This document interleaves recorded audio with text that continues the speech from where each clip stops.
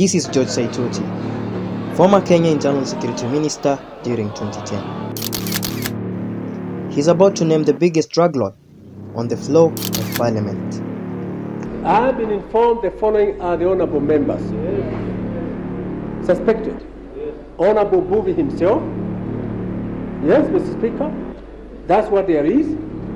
Honorable Joho, Honorable Mwau, and Honorable Kabogo. There's just one problem. The legislatures are denying being involved in drug trafficking. The report table before you is full of false allegations. I have never dealt in drugs and request that the minister does apologize to members of the House that he mentioned and clears their names, Mr. Speaker. Children who are reading newspaper today at the age of 8, 9, 10, and they are seeing my name or my picture in the television saying that I'm a drug peddler. Even when they are 30 years, 20 years from today, they will be viewing me as such. The cocaine weighed more than 1,000 kilograms and was worth 6 billion shillings. The drugs were found in a container depot said to be owned by a powerful, wealthy politician. Approximately 4 kilograms of narcotics. Over 300 kilograms heroin cash was... The second largest drug haul in Kenya's history was being treated with the gravity it deserves.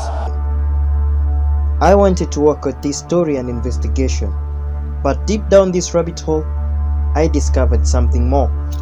But a lot of these people are also very well connected politically, and they have a lot of money. Lawsuit defamations. With respect to Harun Mwau, our evidence demonstrates that he's actively engaged in importing narcotics into Kenya. And unsolved mysteries. We believe he is linked to a 2004 seizure of 1 ton of cocaine, which was concealed in a container at a Pepe depot. He should name the real drug barons, who some of them are sons of senior and top cabinet ministers in this house.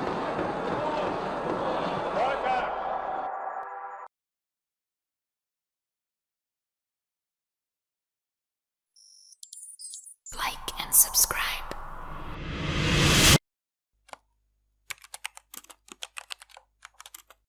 It's 2011 and under Moi Kibaki government, money laundering and drug trafficking is on the rise. Approximately 4 kilograms of narcotics. In 2004, the largest ever drug haul in Africa was seized. The cocaine weighed more than 1,000 kilograms and was worth 6 billion shillings. The drugs were found in a container depot said to be owned by a powerful, wealthy politician. Former US Ambassador to Kenya, Michael Ranneberger, has highlighted the issue. Quoting him, as he said, "It is a very serious problem. We have seen steady increase in narcotic trafficking in Kenya over the past 5 years and even before that. It is extensive. At this point, it has reached to a very senior political level." I think action will be taken, but a lot of these people are also very well connected politically, and they have a lot of money. And of course, in a system where corruption plays such a big role, it's going to be a challenge. But I think, again, if there's pressure from the Kenyan people, from the young people who are victims of this drug trafficking, from everybody in the society. Secretly, United States have been conducting a special undercover investigation and found out that heroin is a major drug that is being trafficked through Kenya from Asia, then shipped for Europe to countries like Canada and United States. Last time we spoke, you actually said that the US government is coming in to support the efforts in the investigations. Tell us a little bit about that. Ranneberger, after extensive investigation, gave the report to the security minister, naming Harun Mwau and 3 other legislators, asking the Kenyan authorities to investigate them for drug trafficking. Harun Mwau net worth at the time is about $300 million US. He has multiple business in Nairobi and Mombasa. One of his marked company is PEP Enterprises, a shipping container depot, which has been alleged to be a transit point for narcotics. All the United States asset shares that Mwau owned, that are about 50% shares, have been frozen. Here in Kenya, Offices, business, and home are being raided by authorities in search of the alleged drug trafficking accusation. Tuesday morning, DCI officers led by Mombasa DCI boss Anthony Muridhi and Mombasa County Police boss Johnston Ipara descended on the posh residence of Mombasa business tycoon Ali Punjani in the upper market of Nyali area. Police combing the building for almost 8 hours, turning everything upside down to try and find any clues on the alleged illicit trade. According to Michael Ranneberger report, the narcotic network is well connected deep inside the state. For example, Ali Punjani, a business tycoon in Mombasa and also a suspect who was named on the Ranneberger drug trafficking dossier in Kenya. At one time, he is remembered to have made a personal contribution of 6 million Kenya shilling on a fundraising organized by President Kibaki and Prime Minister Raila Odinga. The drug trafficking dossier has also been handed over to PLO Lumumba, who was the Kenya Anti-Corruption Commissioner Director at the time. Member of Parliament Gideon Mbuvi, well known as Sonko, has raised a complaint against police harassment and has asked for more protection. The officers who came to the Continental building, they refused to identify themselves. The grievances raised by Sonko led to one of the most dramatic events in Kenyan parliament.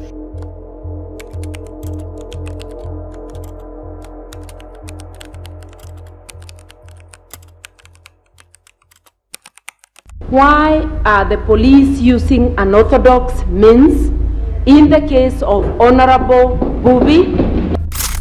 Who's the better person to answer Sonko's grievances than the 2010 Internal Security Minister George Saitoti?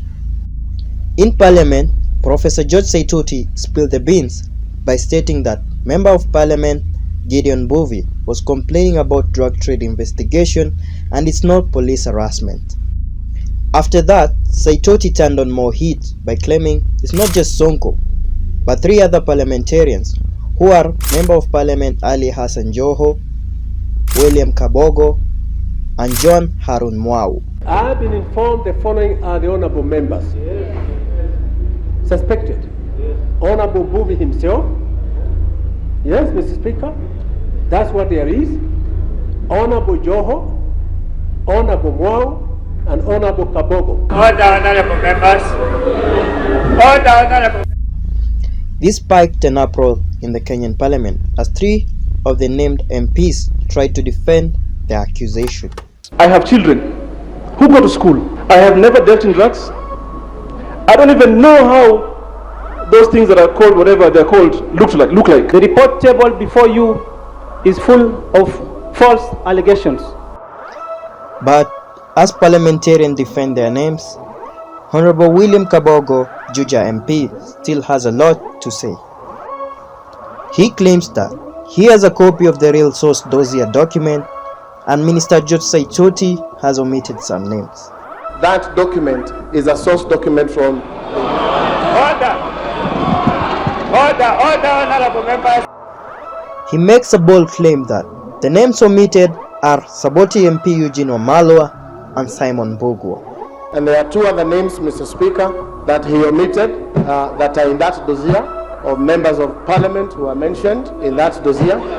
The Honorable Simon Mbugua and the Honorable Eugene Wamalwa. This literally breeds more chaos as everybody in parliament is trying to sieve and judge who's telling the truth. A very experienced minister, Mr. Speaker, former vice president, is being economical with the truth. I'd like to know from the minister, because he never mentioned my name, if indeed my name is among the list that he has. Mr. Speaker, as you know, I am a presidential candidate. As you know, Mr. Speaker, there are powerful forces out there who could wish to tarnish my name. And I wish to make that. Order, honorable members. Saitoti tells the legislatures and MPs that investigation is still ongoing and it was mere pressure from parliamentarians that made him spill the beans. I stated this one because there has been a persistent demand by members of this house that you want to know who actually must have been mentioned wherever it was. The suspects themselves know that they are under investigations, and they have been actually informed. That really is the reason why we saw no reason why we could not disclose the names yesterday. A day later, Trade Minister Harun Mwau steps aside to give way for investigation. The Kilome Member of Parliament wrote to Prime Minister Raila Odinga today, asking to step aside after being linked to the ongoing investigations into drug trafficking. Amesema ati jina yake imechafuliwa na nataka isafishwe kupitia kwa uchunguzi kamili. Looking at Mwau's past, he doesn't take well people who try to tarnish his name.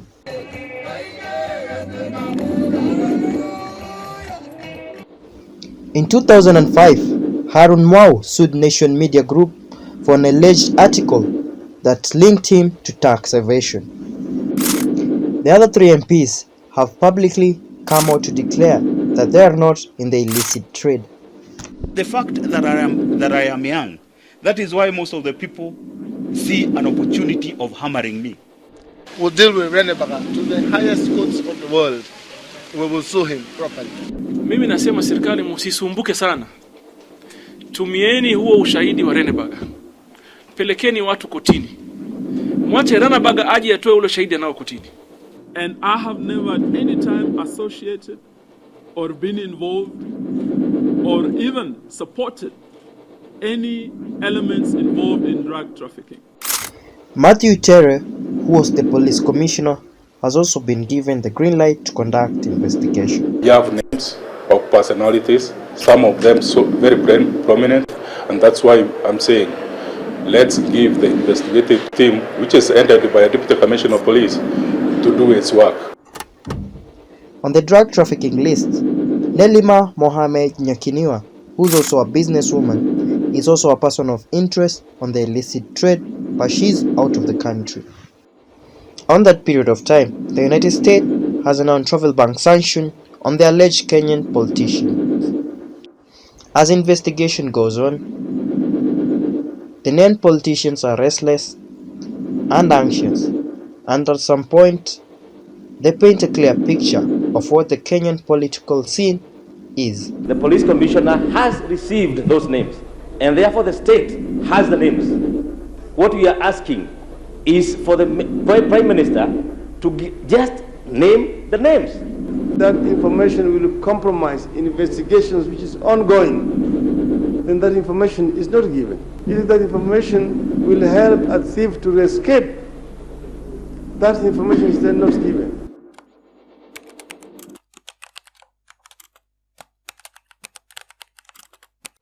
A bunch of state corporations, which include the KRA and the Kenya Anti-Corruption Commission, have been added to work hand in hand with the ongoing investigation. It's been months since investigation started.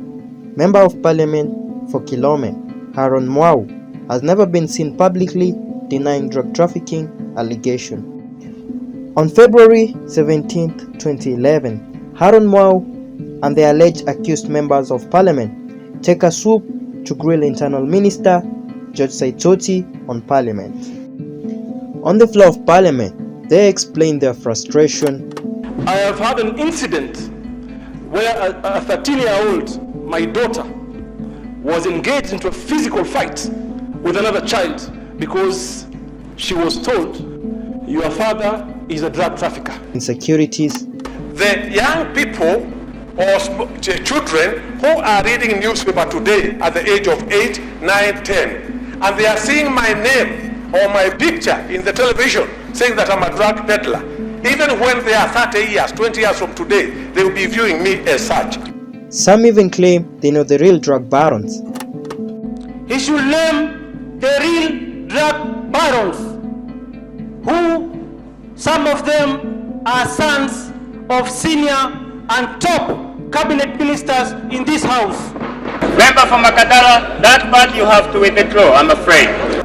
With all the due respect to this house, I will not withdraw or apologize. And they demand that the names to be expunged out of their list. And request that the minister does apologize to members of the house that he mentioned and clears their names, Mr. Speaker. Why do you tell Saitoti to apologize?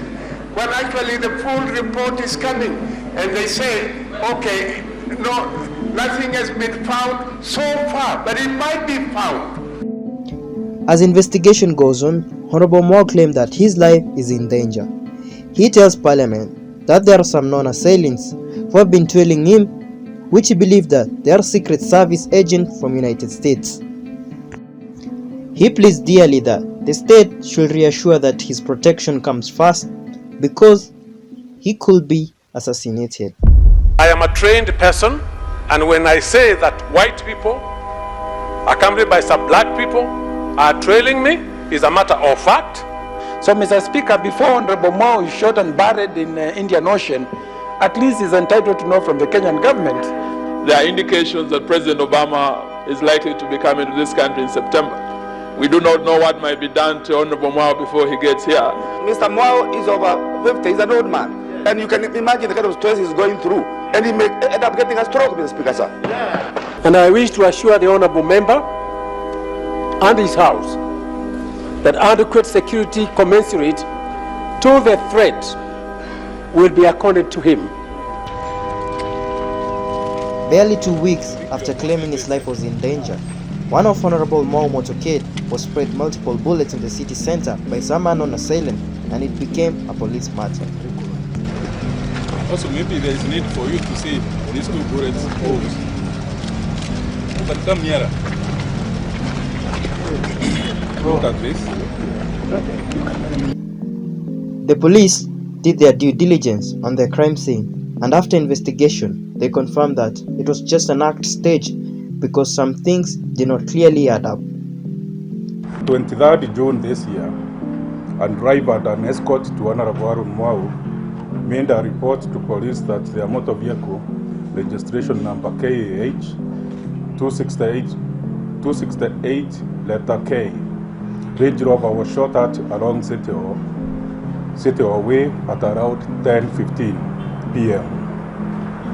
On receipt of this report, police commenced investigations into the circumstances surrounding the shooting with a view of identifying and arresting the culprits involved. On conclusion of the investigations, it is clear that 1. The said motor vehicle was not shot at the said place because there were no empty bullet cartridges at the scene of the purported shooting. 2. The impressions made by the bullet on the body of the motor vehicle are consistent with those made on a stationary target and not on a moving target. 3. It is impossible for the occupants of the motor vehicle to have escaped without injuries if at all they were inside the motor vehicle at the time.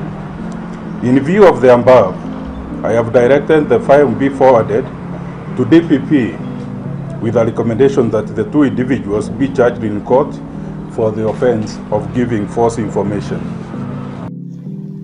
Earlier in June, President Obama signed an executive order under the U.S. Foreign Narcotic Kingpin Designation Act, sanctioning Mwau and Ms. Nyakiniywa.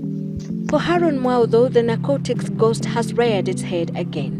Now, President Barack Obama has directed that he and 6 other individuals, all non-Americans, be sanctioned under the Kingpins Act of the American laws. With respect to Harun Mwau, our evidence demonstrates that he's actively engaged in importing narcotics into Kenya and that he protects narcotics traffickers. We believe he is linked to a 2004 seizure of 1 ton of cocaine, which was concealed in a container at a Pepe depot.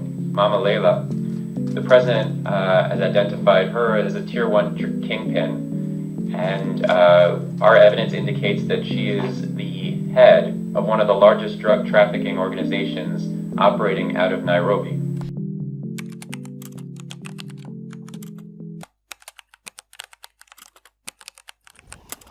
Four months later, through Assistant Security Minister Orwa Ojode, Mwau get a reprieve with 3 other ministers that his name has been cleared over any drug trafficking allegation.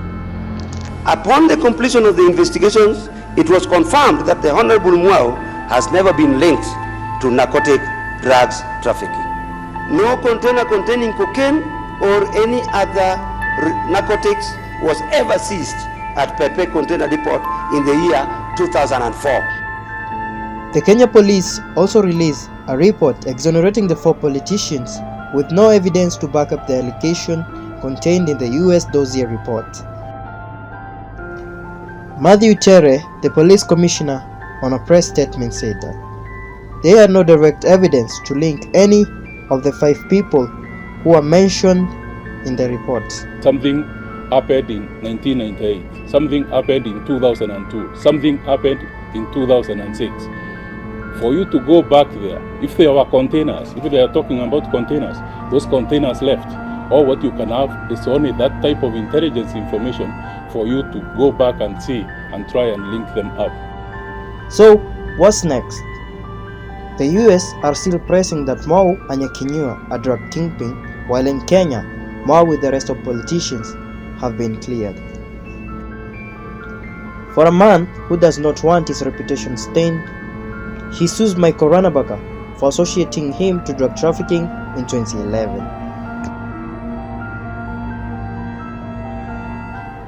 Barely a year, George Saitoti and Orwa Jode died in a horrific helicopter crash that is still a mystery to this day, that some believe there was a foul play.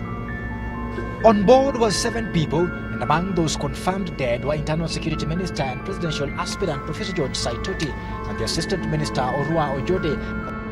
The following year, in 2013, Mwau sued a student over a Facebook post that linked him to the murder of Internal Security Minister George Saitoti. 2014, he also sued another over a report from International Peace Institute where the US mentioned him as a drug kingpin. 3 years later, again in 2017, Mwau sued others over 2 blog posts that linked him to a Colombian drug cartel. This begs the question, who is Harun Mwau?